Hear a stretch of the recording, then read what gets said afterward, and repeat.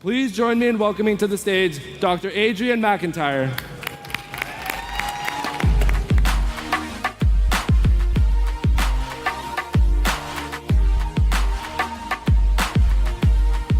Hello. Wow. So I wanted to start this talk by taking away a little bit of the pressure about your future. Would that be okay with you? Yeah? So I brought something that's a little embarrassing to me, but I'm going to show you anyway. My very first semester at university, by the way, you should know this. It's Dr. Adrian now, but I was a D and F student from the 3rd grade all the way through the 2nd time after I dropped out of college. But this is what my first semester looked like. In my very first semester, I took a class called Intro to Communication. This is my actual transcript. And I got a W. Do you know what that means? It means I bailed out at the very last minute before getting an F. Intro to Communication. That's one of those no-brainer classes. Then I also took another class, Intro to Anthropology. And in that class, I got a D. Didn't fail. Then I dropped out, moved to San Francisco, became a bicycle rickshaw driver, and a bunch of other stuff happened. This is my point, though. I now lead communication workshops all over the world, and I have a PhD in anthropology from Berkeley.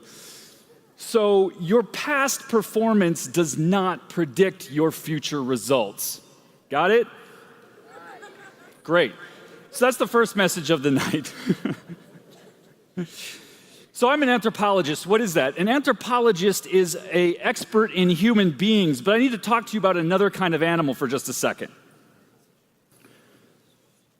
Here's my question. How do you teach a fish to swim? It's a dumb question, right, geniuses? You don't have to teach a fish to swim. It's a fish. It's born into water. It knows how to swim. But I have another question for you. How do you teach a human being to communicate? How do you teach him to tell stories? It's the same question. You don't have to. Human beings are born into language, into story, the way that a fish is born into water. Story for humans is as water is to a fish. It is the environment in which we live our entire lives. But there's something interesting that I want you to notice about this. Fish never see water.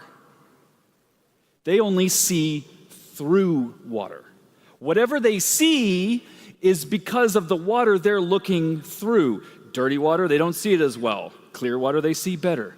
It's also the same thing with our stories. We don't see the story. What we see is a product of the story we're telling ourselves and about the world. I want to take you on a little trip with me tonight into my past. See, I had the benefit of learning this stuff from some experts. Here's the thing, just because you're a native speaker of story doesn't mean you're great at it. Our brains are literally hardwired for story. You were born into this. There's nothing you have to learn. However, just because you have native fluency in the language of story doesn't necessarily mean you're great. Not all native speakers are extraordinary speakers. What if you wanted to be great? What if you wanted to be a superstar storyteller? What if you understood what I now understand, that story is probably the single most powerful force in our human experience? If you wanted to be a superstar, standout communicator, you'd need to be a little bit like the fish. We got to jump ahead 2 slides. You've got to be a little bit like the fish who's learned how to be an extraordinary swimmer. If you want to be truly great, you've got to learn how to have breakthroughs in story, breakthroughs in communication. And I want to share with you one of the breakthroughs that I had tonight. Now, I had the benefit of getting started early with this. So, it was just an accident of genetics. I was born into my dad's radio station. I literally grew up in a radio station. Starting before I was born, my dad took on this job as the general manager for a little one-room college radio station that was only on the air from 3 p.m. to 10 p.m. 5 days a week. Over the next 35 years, he turned this into one of the largest independent, nonprofit Christian radio stations in Southern California, with an annual budget of over $1 million. Every single dollar raised through individual donations, no commercials, no institutional sponsors, etc. This was the environment I grew up in. In fact, there was a place behind the turntables where I used to sleep when I'd get sick and stay home from school. Dad would make a little bed back there. By the way, turntables used to be just how you played music, not what the cool kids have, right? So I used to sleep behind the turntables, and this is where I grew up. And then starting in 1978, when I was 5, that makes me 44 now if you're doing the math. Starting in 1978, our family produced a children's radio show. This wasn't my idea, I was 5. But Dad got the bright idea that maybe we should have this weekly show. So every week we recorded in our home studio a children's radio show. It ended up staying on the air for over 20 years, longest running children's radio show in California history. And it was all driven by story. But I didn't realize that was a big deal. I took that for granted. Fast forward 26 years, my haphazard career, which if you're coming to my workshop tomorrow, I'll tell you about the unconventional twists and turns, found me in Africa. Here I am in the Sudan, which then was one country, now it's 2, used to be the largest country in Africa, also one of the most horrific war-torn countries in the region. And I am bouncing all over because there is a conflict happening, a war, that the world doesn't know about. Everyone's attention in 2004 was focused on Iraq, where I had been before I went to Darfur. But here I am driving around from village to village because we started to hear horrific things coming out of Darfur. Some researchers from Human Rights Watch had gone into some of the camps in Chad, which is right next door to Sudan, and while they were interviewing the parents, they gave the kids paper and colored pencils to draw with. And the kids started drawing pictures of what had been happening in the place that they had fled from before they came to these camps. And these pictures are truly chilling. What you can see here is helicopter gunships attacking a small African village. You can see the village in flames. There's barrel bombs being dropped and missiles fired. And then behind the gunships come these technicals. That's like a Toyota 4x4 with a 50 caliber machine gun in the back. And behind those came the militia, riding horses and camels, burning, pillaging, raping, killing, and people fleeing, running away to the hills. In this one, you could see some more. This was drawn by an older person, a teenager.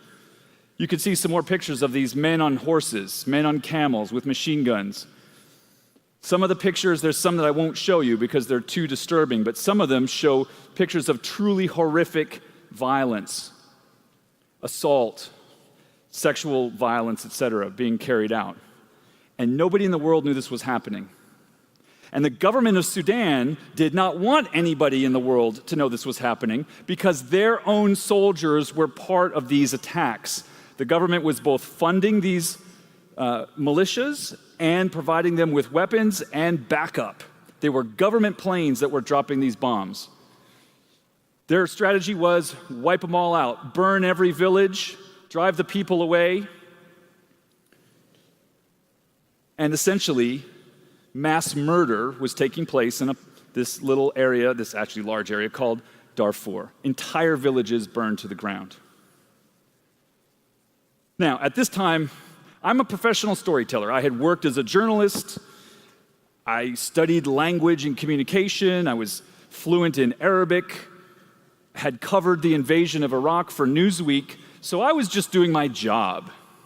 When these villages were burned down and I was exploring them, these are photos I took, you could see the attempts to eradicate people were happening at every level, not just the big assaults, but they were smashing and burning food storage containers. This is a water jug that had a hole deliberately punched in the bottom. Why would you do that? You never want anyone to be able to use it again. At every level of life, the attempt was to wipe these people out. So thousands of them, tens of thousands of them, and ultimately 2.5 million people were made homeless by this conflict, and they fled across the deserts to camps that began to spring up near some of the larger cities. And that's where I was going to do my work. As they were traveling through dangerous deserts, very little water to drink, so they're filling buckets from dirty puddles. They're ending up in makeshift shelters with, just essentially the stuff that they had carrying with them. Very little to bring.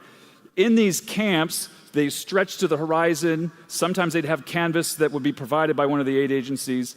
They were trying to rebuild what was left of their life.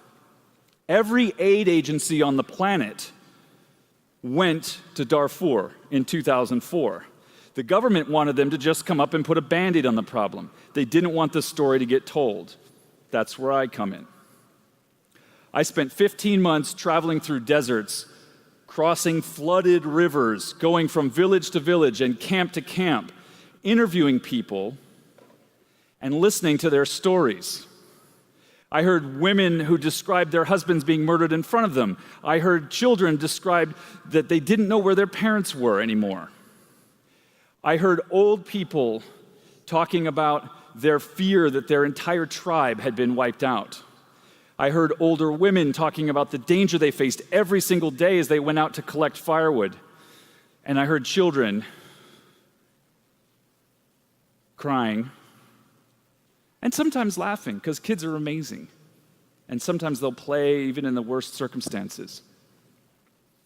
Here's the thing that I want you to know about this, and this is the part that's a little bit hard for me to talk about. It's not so hard to talk about the violence, strangely enough, because I saw a lot of it. It became almost numbing at some level. Yes, I understand your village was burned to the ground. Okay, make a note of that. Where was it? Write down the coordinates. Thank you very much. It really became this kind of detached clinical thing at some point, but I didn't realize it was happening. Remember, like a fish can't see water, I couldn't see the story that I was looking at the world through. It all changed one day, August 2004. I went to the largest camp in Darfur, a place called Kalma, just outside of Nyala. I was particularly frustrated that day because the government had been closing some of the roads, and I was sunburned. You can't really see it in this picture. I was taking doxycycline, which is an antibiotic that helps prevent malaria. It makes it easier to get burned by the sun. I was dehydrated. I was annoyed with the people in my agency for some bureaucratic nonsense I don't even remember. And I had to go out and find one more story to report back that day. And I found a boy named Juma. At first, he didn't talk much. He was very quiet, and you could see in his eyes untold horrors. We stood outside of the tent where he lived with his aunt. He had been an orphan before the conflict. But as I stood there for a while, and I chatted with her, and I chatted a bit with him, and I spoke Arabic, but a lot of these people were speaking Fur, Masalit, Zaghawa, tribal dialects I didn't understand, so I had a translator with me. And as we began to talk, he started to tell his story. He almost whispered, "They burned the children." What? They threw them into the fire. I hid behind a tree. I watched it happen. His voice actually got a little bit stronger as he started to talk. He said, "The world has to know. They slaughtered us, they burned us, they drove us from our homes." And in Arabic, this phrase, especially Sudanese Arabic, which has a wonderful rhythm to it, it's almost like a poem, and he started repeating it. They slaughtered us, they burned us, they drove us from our homes. And strangely enough, I could see the strength coming back into him as he found his voice. And his words struck a chord in me. I realized that I had been taking these stories for granted. Sure, we were trying to save the world. We were trying to get the word out, and we were doing a good job. Not just me, but other folks working on this. We had made the conflict in Darfur the biggest news story of 2004. Against the government's wishes, it was on every station in every country for almost 11 months. But I couldn't get Juma out of my head. They burned us.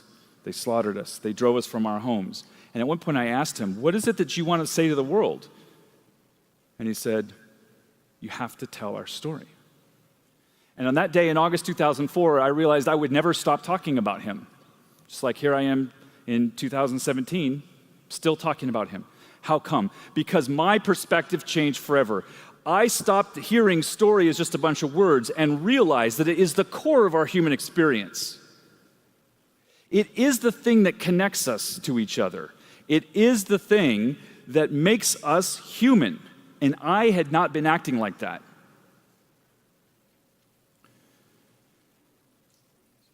Juma and his story changed the way I think about how story works. And it made me realize that everybody has stories to tell, and that our job ought to be as much listening as telling. So it's quite common that you hear these days things like, what's your story?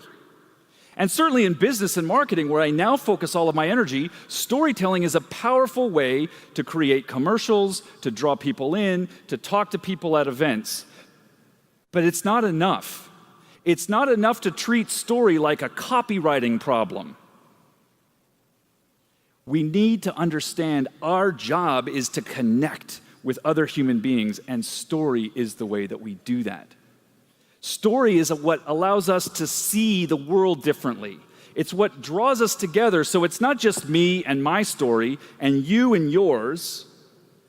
There starts to emerge a story of us. Story becomes the bridge from me to we, and I didn't realize that until I went through this experience myself. Now, what do you do with this information? Well, hopefully you start to think a little differently about what's happening around you. Listening is the greatest gift we can give to another human being. I wish I could change the word storytelling, because it sometimes puts too much emphasis on the talking part, and I wish there was a great word that meant story listening, right? Because when we connect, when we engage, when we hear who people really are, what they really care about, when we're not trying to impress anybody, when we bond over what we have in common as human beings, our world changes. We see things differently, and then we can share those stories in ways that cause others to see themselves and the world differently. That's the power of story. It's not something we write down or something we say, it's the water that we live in.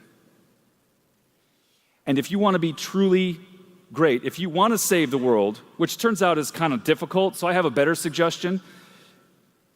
Instead of saving the world, let's serve the world. Let's show up.